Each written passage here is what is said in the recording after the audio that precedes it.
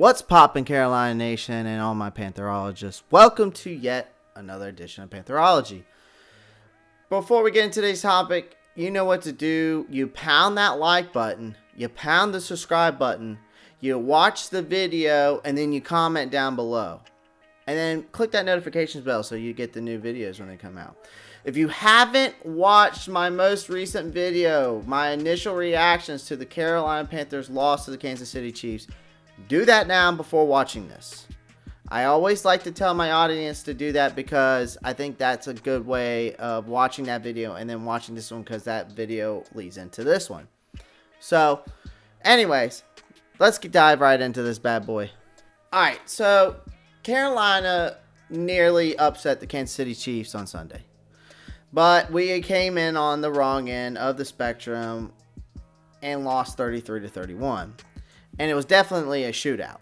The Panthers offense came to play and, in my opinion, had arguably one of their best outings of the season. So let's get into the report card, all right? First things first, Teddy Bridgewater. I'm going to give him a B+. I know the final drive of the game is not going to sit well with fans, and it didn't sit well with me. But that offensive line struggled, and they had to start from their own 10-yard line. Teddy completed 73% of his passes and connected on some shots down the field. And I also think he finished with a rating of like 103.3 and a QBR of like an 89.3, something like that. So it's hard to ask for much more out of him. And he and this offense did their part in the game. Next, let's go over running backs. I gave him a B-. McCaffrey, I'm pretty sure, averaged like 3.8 yards per carry in his first game back from his injury. And although he never ripped off a big run, he did enough to keep the defense guessing. Mike Davis only had 1 carry in the game, while Curtis Samuel had 3 for 13 yards.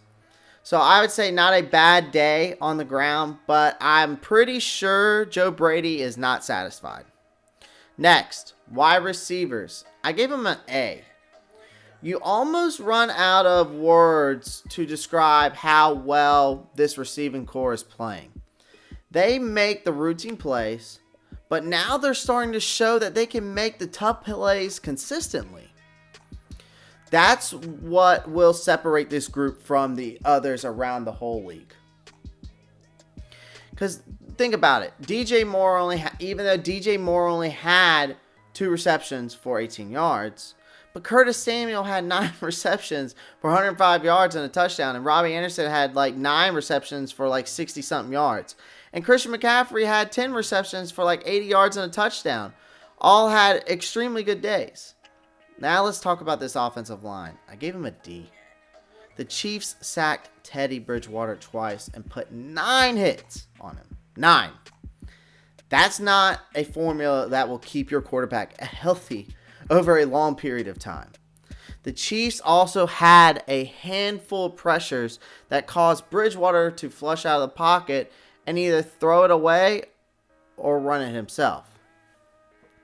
Pass protection has to continue to get better. This is a major issue for this group.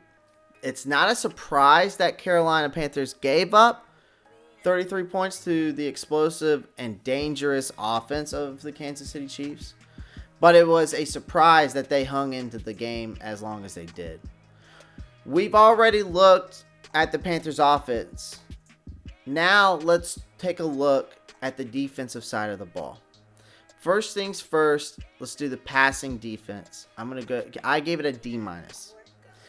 It's hard to say there were any positives that could be seen in the back end from Sunday's game. But to be fair, against Patrick Mahomes and the league's most dynamic offense, I couldn't give them an F, but it was close. The Panthers had absolutely no answer for tight end Travis Kelce, and a lot of that probably had to do with Jeremy Chin being out. Now, fortunately for Carolina, that's the last time they'll see Mahomes for a while.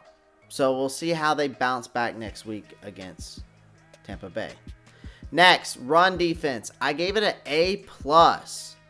Although the Panthers couldn't do anything to stop the pass, they absolutely shut down the run game. Clyde Edwards-Helaire only accounted for 14 yards on 5 carries, while Le'Veon Bell only had 8 yards on 4 carries. Yes, Kansas City only ran the ball a total of 12 times, but you still have to give Carolina credit for shutting it down when they did. Next, I'm going to go with the pressure. I'm going to give them a C+. Carolina has continued with its theme of getting close to the quarterback, but not finishing with a sack. This Sunday, as they combined for 7 QB hits and only 1 sack from safety Sam Franklin. This is clearly one of the areas of the defense that Phil Snow wants to improve, and will have its chance this coming week against Tampa Bay, who allowed 3 sacks to the New Orleans Saints. Now, Brian Burns played the best up front, finishing with 3 quarterback hits, 1 tackle for a loss, and 2 total tackles. So, guys, that is my Week 9 report card for the Carolina Panthers offense and defense versus the Chiefs. Guys, comment down below. Let me know what you think. Pound that like button, pound that subscribe button, and click that notification bell so you can keep getting the raw content that you deserve. All right? Guys, and I'm going to tell you again, there's good days ahead coming for this team. You should be very optimistic of where this team is after watching this game last week, especially going toe for toe with last year's Super Bowl champs, as in the Kansas City Chiefs. So, there is good days coming ahead. Panther Nation and Pantherologists, keep pounded.